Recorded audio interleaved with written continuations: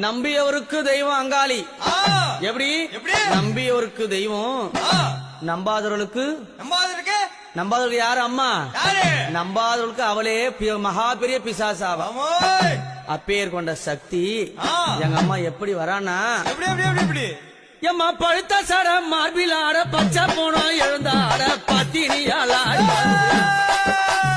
பழுத்த சட மார்பில் ஆட பச்சை போனோம் எழுந்தாட பத்தினியா